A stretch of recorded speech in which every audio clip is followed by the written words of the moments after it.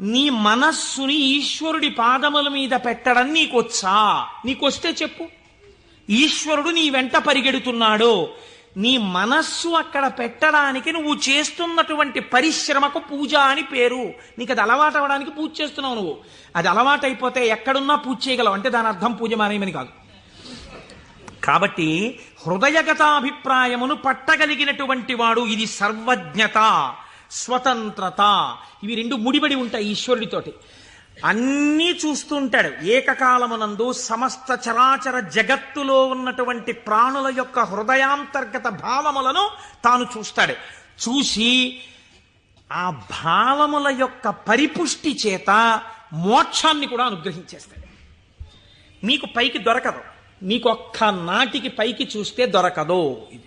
నేను మీకు దీనికి ఒక ఉదాహరణ చెప్తాను. మనం ఇవి వినటం చేతనే పరమశివుడు ప్రసన్నుడు.